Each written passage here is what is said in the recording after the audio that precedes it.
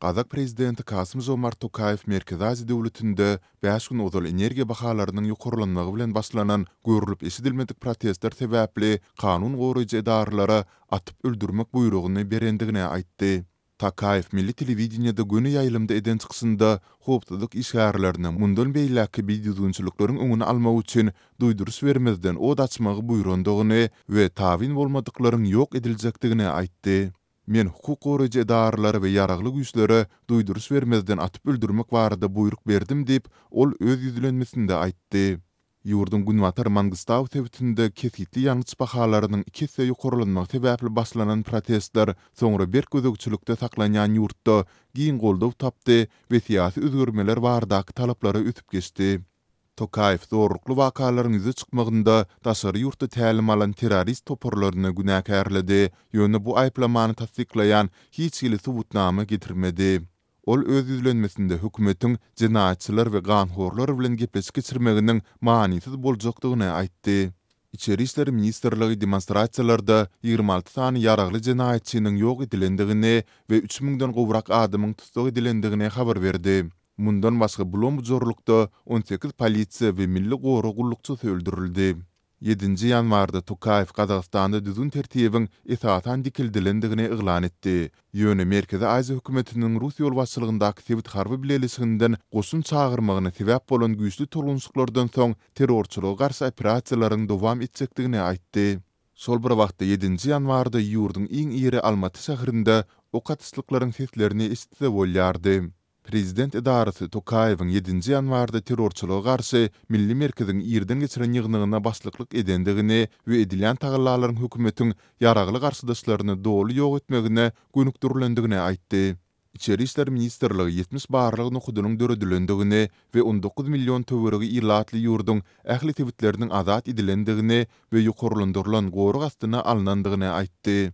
Sağlık Ministerligi 6 ýanwarda, 5 ýanwarda 3 gün dowam eden demonstrasiýadan bäri 1000den gowrak adamyň ýaralanandygyny we 400 adamyň keselhana ýerleşdirilendigini aýtdy. Şol bir wagtda Gazak hökümetiniň ýeti tanqidçisi, Gazagstanyň Bitiýe bankynyň ozalky başlygy Bozgunlukdaky Muhtar Ablyazow protestleriň arkasynda daşary ýurtlardan türgünleşdirilendigi aýdylýan şahslaryň durandygy baradaky Tokayewiň we Moskwanyň maglumatlaryny reddetdi. Вот этот массовый выход людей действительно он не случайный, потому что люди устали от этого режима, и никто не будет сдаваться. Ol Rus prezidenti Vladimir Putin'in Qazaqstandaky ýagdaýlary Sowet Soýuzyna çalamdaş bir guruluşy döretmek baradaky meýliniň çäginde peýdalanmak isleýändigini aýtdy.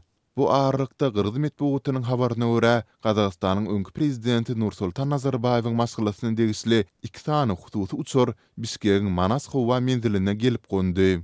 Qırgızstanyň 24 kg habar gullugy Bombardier Global Express uçurunyň howa menziline gelendigini aýdýar. Flight radaryň habaryna görä, uçur takminan 11:20-de Bişkekde gonypdyr.